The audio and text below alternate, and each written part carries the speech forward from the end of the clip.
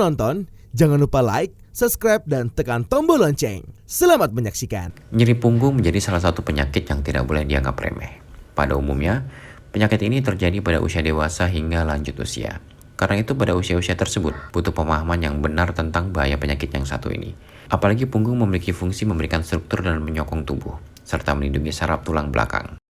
Saraf tulang belakang terdiri dari saraf-saraf yang mengirimkan dan menerima pesan antara otak dan tubuh, sehingga memungkinkan fungsi organ yang sehat serta pengendalian gerakan.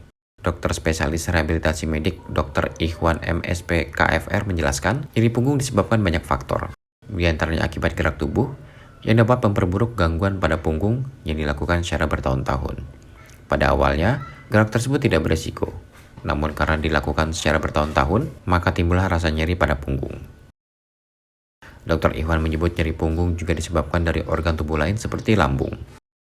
Selain lambung, sakit pada ginjal juga dapat memicu nyeri punggung khususnya pada punggung bagian bawah.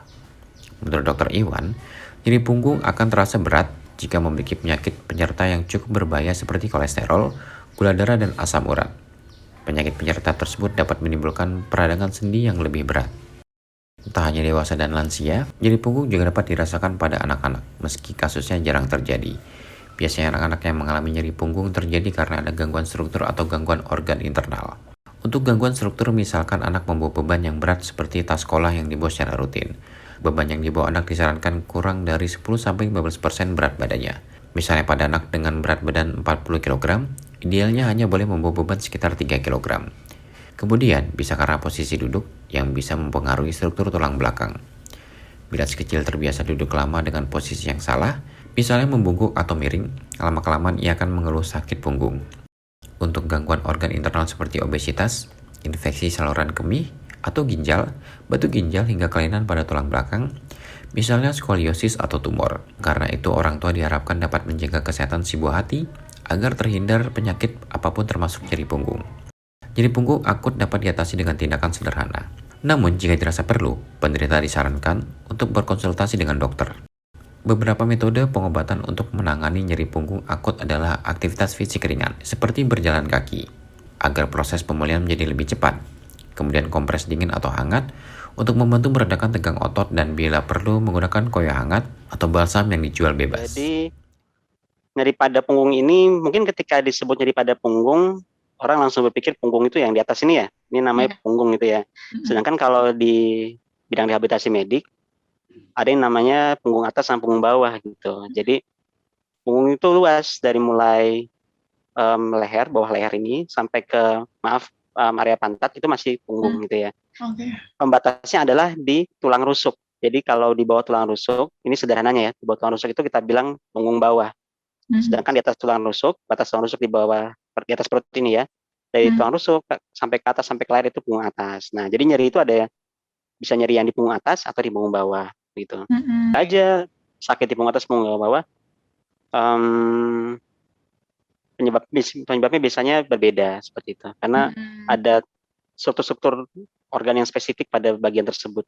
Jadi secara umum ya, penyebab nyeri punggung itu bisa dari struktur penyangga tubuhnya, yaitu sendi, tulang, dan otot, atau dari saraf, atau dari organ-organ di dalam tubuhnya. Misalnya kalau di area punggung atas, itu kan di depannya ada lambung. Nah, nyeri lambung juga bisa menjalar atau dirasakan di punggung. Jadi biasanya sering nih orang-orang yang ada sakit mah juga terasa pegel di punggungnya gitu. Nah, ini adalah penjalaran dari nyeri lambung. Kalau di punggung bawah ya, di punggung bawah itu ada organ ginjal. Nah, nyeri ginjal misalnya disebabkan oleh batu ginjal itu juga bisa menjalar dan dirasakan di punggung bawah gitu. Jadi perlu pemeriksaan yang spesifik ya untuk mengetahui ini masalahnya itu di struktur penyangganya, sarafnya, atau organ-organ yang di dalam tadi organ-organ internal gitu. Tapi yang paling sering memang kalau yang umumnya dirasakan masyarakat adalah dikarenakan oleh struktur penyangga tadi. Jadi bisa kesalahan di sendi, otot, atau tulangnya. Itu yang paling umum. Ini kalau saya bilang ya, masyarakat tuh sering menyederhanakan penyakit gitu. Dan ini pemahaman atau keyakinan yang sudah mendarah daging di banyak orang. Ketika ada yang sakit langsung ada teman-temannya pada bilang, oh ini pasti asam urat nih, pasti kolesterol. Padahal kenyataannya, yang pertama ya, kolesterol itu nggak menyebabkan nyeri sendi gitu.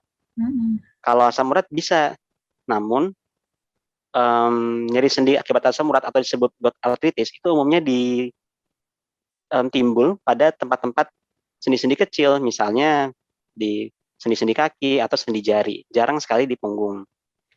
Namun secara umum memang keberadaan gangguan-gangguan metabolik, misalnya gangguan kolesterol, gangguan gula, ya gula darah gitu ya, dan termasuk asam urat, ini memang menimbulkan peradangan sendi yang lebih berat gitu. Jadi misalnya awalnya memang sudah ada cedera, namun pada orang-orang yang mengalami gangguan metabolisme, misalnya punya kolesterol darahnya tinggi atau penyakitnya gula darah, cedera sendi ini terasa lebih berat seperti itu. Jadi sifatnya bukan sebagai penyebab nyeri, tapi memperberat kondisi cedera sendi yang sudah dialami. Yang paling sering sih cedera sendi ini dirasakan akibat kebiasaan bertahun-tahun, misalnya kebiasaan bekerja dalam postur tertentu yang menyebabkan struktur-struktur tadi, struktur sendi, tulang dan ototnya menjadi cedera. Itu yang paling sering. Jadi bukan, kalau memang karena kolesterol atau asam urat itu mudah sekali ya, enak ya, tinggal minum obat gitu. Sayangnya nggak gitu. Jadi saya sering harus mematahkan harapan pasien. Saya bilang, enak sekali Bu, kalau misalnya cuma asam urat tinggal kita kasih obat. Tapi sayangnya nggak gitu. Apa yang Ibu rasakan sekarang adalah hasil dari aktivitas Ibu bertahun-tahun, dan itu tidak mudah untuk mengubahnya begitu. Ya, seperti saya tadi bilang kan, nyeri punggung itu yang paling sering ya, itu karena postur ketika beraktivitas yang dipertahankan selama bertahun-tahun. Misalnya seseorang bekerja sebagai penjahit, kan selama bertahun-tahun dia akan duduk membungkuk menghadap ke mesin jahitnya gitu kan ya. Nah, ketika bertahun-tahun itu dipertahankan postur seperti itu, maka akan terjadi ketidakseimbangan sendi. Ketika sendi tidak seimbang, otomatis sendinya jadi cepat rusak. Nah, itulah yang dirasakan bertahun-tahun kemudian. Makanya nyeri punggung umumnya dirasakan pada orang dewasa atau orang lansia. Nah, pada anak-anak bisa terjadi nyeri punggung, namun biasanya penyebabnya lebih serius. Misalnya tadi ada infeksi, atau ada gangguan-gangguan struktur lainnya, seperti jangan-jangan nyeri punggung yang disebabkan oleh gangguan organ internal, misalnya lambung atau ginjal gitu, atau nyeri punggung karena gangguan saraf. Itu semua bisa. Makanya tadi bisa, tapi sangat jarang sekali, dan kalaupun ada, umumnya disebabkan oleh gangguan-gangguan lain yang tidak berhubungan dengan aktivitas sehari-hari gitu. Jadi biasanya penyebabnya lebih berat. Selanjutnya, penanganan nyeri punggung dapat dilakukan dengan konsumsi obat pereda nyeri yang dijual bebas, seperti paracetamol atau obat-obatan yang telah diresepkan oleh dokter, sekaligus melakukan perubahan pola hidup menjadi lebih sehat, misalnya dengan berolahraga secara teratur dan mengkonsumsi makanan bergizi seimbang.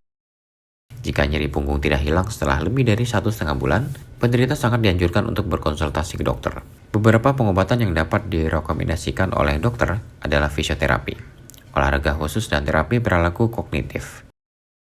Tim Elgen Media melaporkan.